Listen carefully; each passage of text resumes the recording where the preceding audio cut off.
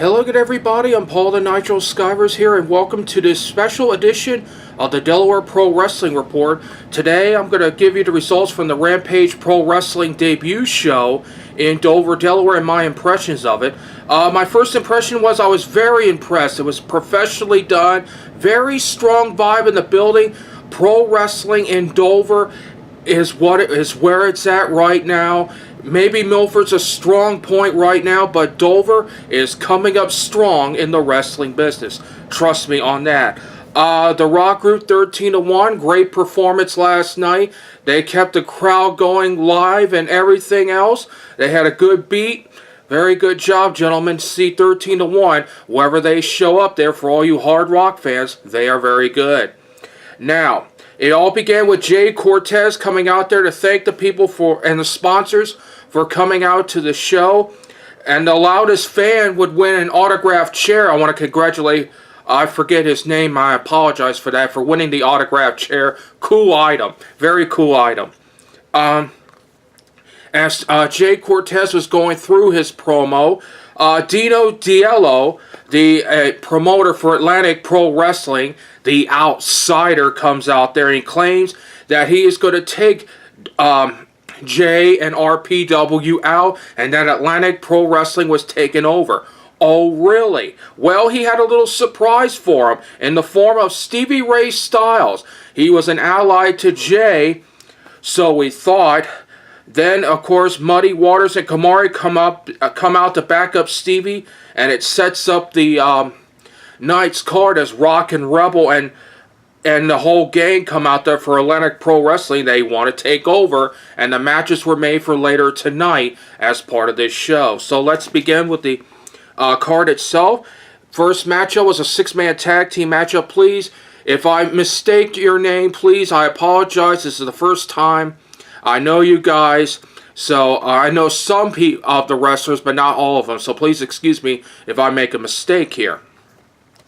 In a six-man tag, Craig Elsie, Dapper Dan Bunner, and Cobra defeated the team of American Jackson, Blue Angel, and Big John Green in a six-man tag team matchup in 7 minutes and 14 seconds. It was a very good opener, and then after that, Craig Elsie turned on his teammates for no apparent reason. I guess because he was greedy when he got the cover and the pin. It's all about him and not about the team. So we'll be seeing a lot more of that coming up as to the circumstances between Craig Elsie and Dapper Dan Bunner and Cobra as well. In the second match of the night, Jimmy Lyon from Alabama, Japan. Lord, that's funny for a hometown. That's a first for me. Lost to Major McClinton last night, and Ashley was the female ref. First female referee ever, by the way, in the state of Delaware, and first female referee in professional wrestling since 1986. Great job by Ashley. Good first start there. You'll learn with more experience as you move along as a referee. But great job, by the way, to Ashley and the other referee. I think his name is Bubba. Please excuse me for I need to know these names here, and it will over time. The Major won the match in 8 minutes and 33 seconds. Congratulations to the Major picking up that win in the second bout. In the third bout, it was a triple threat elimination match between the Motley Dew, the Baltimore Blondes, who got over like crazy last night, and 410 Massive. Now, it initially was ruled a no contest when the extra large roadie, I don't know his name, couldn't get his name, went in and disrupted the triple threat match to help out the Motley Dew. Unfortunately, they were kicked out of the building, but the Baltimore Blondes wanted to prove that they were the best tag team in the state of Delaware and challenged 410 Massive. 410 Massive agreed to it, and Jay, of course, agreed to it with the fans, and they had a return bout. By the way, the no contest was declared at 7 minutes and 14 seconds. So the tag team match happened between the Baltimore Blondes and the 410 Massive. The Baltimore Blondes won it in 8 minutes. And then Rockin' Rebel comes out there and decides to insult Dover. Oh, really?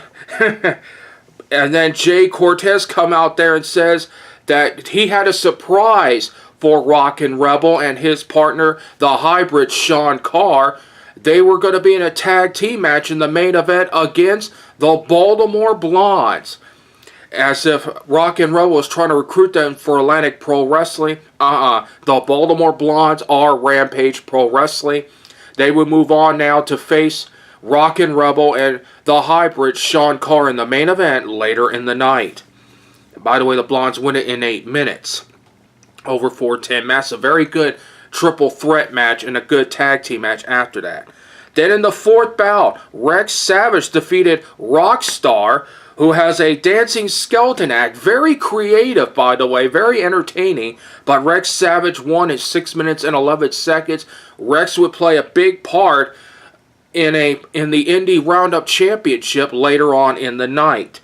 In the fifth bout, Kendrick Kamari defeated Jimmy Jack Cash by disqualification at 11 minutes and 12 seconds. And then Jimmy Jack Cash tried to take out Kamari with the cane from Dino D'Ello, the promoter for Atlantic Pro Wrestling. I guess it's their manager or something like that. But of course, Kendrick Kamari took care of Mr. Cash and said that he has not seen the last of Kendrick Kamari. Pretty good match, by the way. Very good match. Then a 15-minute intermission. I got several autographs. I want to thank RPW for that. Tremendous professional and very approachable to the fans. Top quality all the way as far as I'm concerned. Then in the sixth bout, the Indie Roundup Championships on the line as Don Malloy battled Grey Wolf. Don Malloy looks like he stole a gimmick from Bray Wyatt. Lord knows what happened. Well, that went to a no contest because Rex Savage pulled the referee out. He was sitting at ringside observing. He pulled the referee out at ringside and then attacked Grey Wolf. And then Rex Savage called out Jay Cortez and told him that he wanted the Indie Roundup Championship. So basically, Jay agreed to that matchup, and it's going to happen at the next card on September 10th. More about that in a moment. Then in the semi-main event of the evening, Sinister X with Dino D'Ello defeated Muddy Waters in 8 minutes and 43 seconds. Then Jimmy Jack Cast attacks Muddy Waters after the matchup. Jay Cortez come out there and agree after being told by Muddy to get out here. Muddy wanted a match with X and a rematch for the next show in September. Well, Jay agreed to that one, and that is going to be huge coming up September 10th. More about that in a moment. And then the main event, the Baltimore Blondes take on Sean Carr and the Rockin' Rebel. Stevie Ray Styles came out along with Jay Cortez to support the Baltimore Blondes and try to hold off interference from Dino D'Ello. But unfortunately, the ultimate act happened, and I'm going to reserve my comments for Stevie Ray Styles, who, by the way, turned his back on Sean Carr. But I'm going to reserve my comments until I got a personal message for Stevie Ray Styles. But enough about that for the moment. Carr and Rebel won the match in 15 minutes and 10 seconds because of the betrayal. And then Atlantic Pro Wrestling came out there, attacked the Blondes, attacked Carr, attacked security, attacked anybody from RPW. Finally, Kendrick Kamari, Muddy Waters, and the rest of the RPW crew came out there and defended RPW. That was a great ending to the show. And now we're at war with Atlantic Pro Wrestling.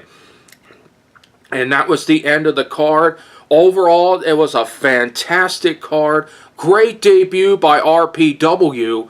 And the next show that they will have is called The Reaping. And it's going to happen on Saturday night, September 10th, 7 o'clock at the Dover YMCA on South State Street. Folks, get your tickets now when they become available. And they'll probably be available now. Make sure you get your tickets. The Reaping, Saturday, September 10th at the Dover YMCA.